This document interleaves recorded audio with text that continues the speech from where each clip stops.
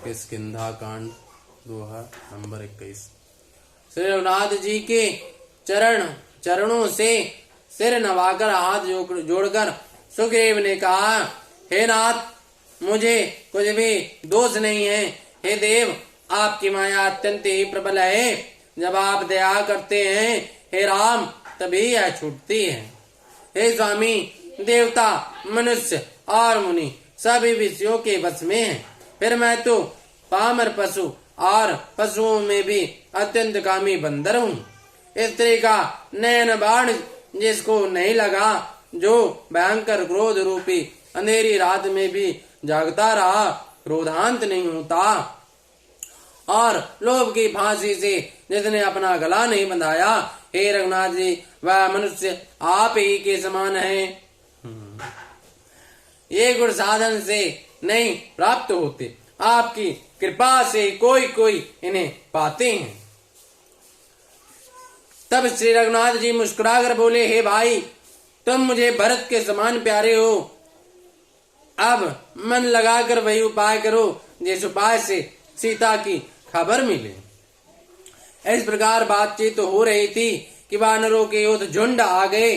अनेक रंगों के वानरों के दल सब दिशाओं में दिखाई देने लगे।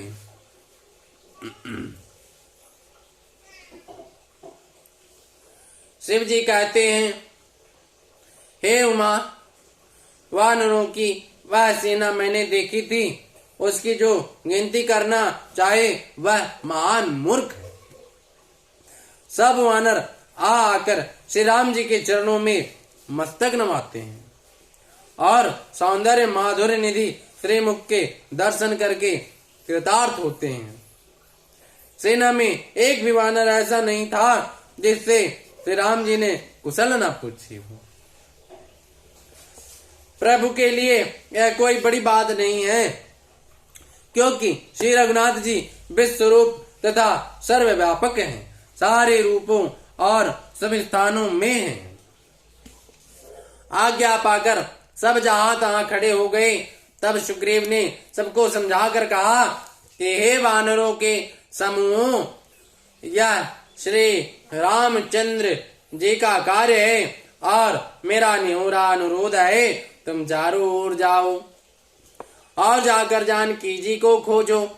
हे भाई, महीने भर में वापस आ जाना। जो महीने भर की अवधि बिताकर बिना पता लगाए ही लौट आवेगा, उसे मेरे द्वारा मरवाते ही बनेगा, अर्थात मुझे उसका वध करवाना ही पड़ेगा।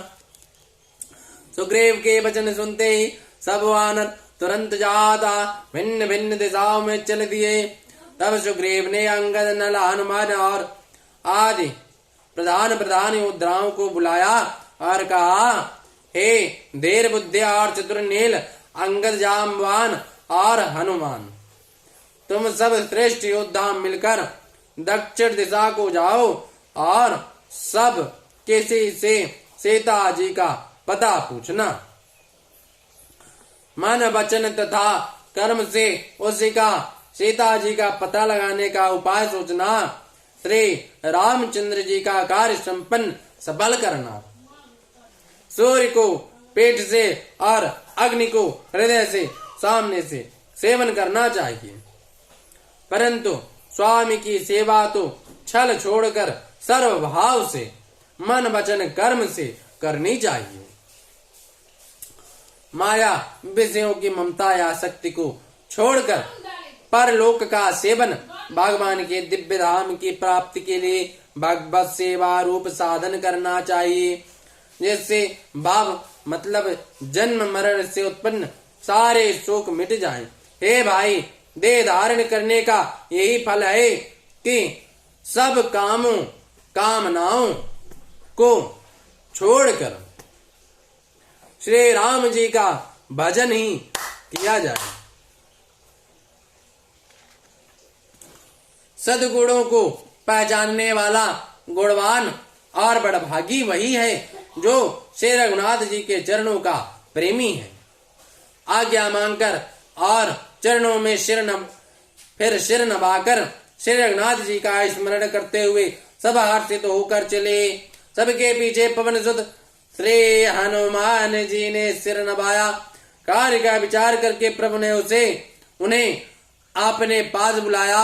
उन्होंने अपने करकमल से उनके सिर का स्पर्श किया तथा अपना सेवक जानकर उन्हें अपने हाथ की अंगूठी उतार कर दी और कहा, बहुत प्रकार से सीता को समझाना और मेरा बल तथा मेरा प्रेम कहकर तुम शीघ्र लौट आना। हनुमान जी ने अपना जन्म सफल समझा और कृपा निधान प्रभु को हृदय में धारण करके वे चले। यद्यपि देवताओं की रक्षा करने वाले प्रभु सब बात जानते हैं तो भी वे राजनीति की रक्षा कर रहे हैं। नीति की मर्यादा रखने के लिए सीता जी का पता लगाने को जहां तहां वानरों को भेज रहे हैं।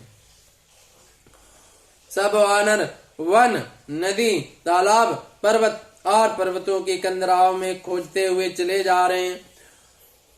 मन श्री राम जी के कार्य में लवलीन है। शरीर तक का प्रेम ममत्व भूल गया है। कहीं किसी राक्षस से भेंट हो जाती है तो एक एक जपत में ही उसके प्राण ले लेते हैं। पर्वतों और वनों को बहुत प्रकार से खोज रहे हैं। कोई मुनि मिल जाता है तो पता पूछने के लिए उसे सब घेर लेते हैं। इतने में ही सबको अत्यंत प्यास लगी, जिससे सब अत्यंत ही व्याकुल हो गए, किंतु जल कहीं नहीं मिला। घने जंगल में सब भुला गए। हनुमान जी ने मन में अनुमान किया कि जल पिए बिना सब लोग मरना ही चाहते हैं। उन्होंने पहाड़ की चोटी पर चढ़कर चारों ओर देखा तो पृथ्वी के अंदर एक गुफा में उन्हें एक कौतुक आश्चर्य दिखाई दिया। उसके ऊपर चकवे, बगुले और हंस उड़ रहे हैं और बहुत से पक्षी उसमें प्रवेश कर रहे हैं।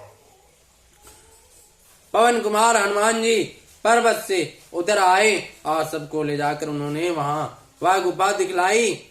सबने हनुमान जी को आगे कर लिया और वे गुफा में घुस गए।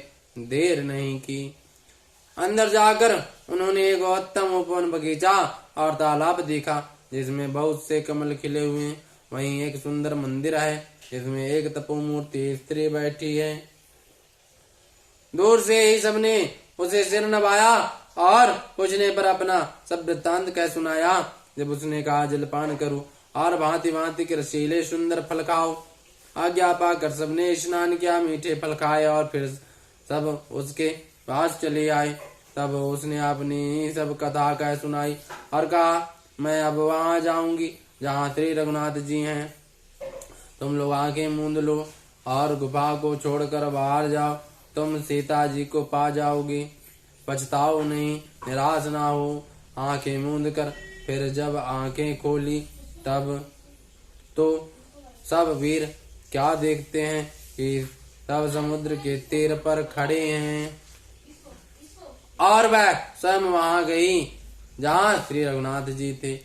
उसने जाकर प्रभु के चरण कमलों में मस्तक नवाया और बहुत प्रकार से विनती की। प्रभु ने उसे अपनी अनपायनी अचल भक्ति दी। प्रभु की आज्ञा सिर पर धारण कर और श्री राम जी के युगल चरणों को, जिनकी ब्रह्मा और महेश भी वंदना करते हैं, हृदय में धारण कर वह स्वयं प्रभा बद्रिकाश्रम को चली गई। बोले श्याम रामचंद्र की जय, पवन सुत हनुमान की जय। दोहा नंबर 20 से 25।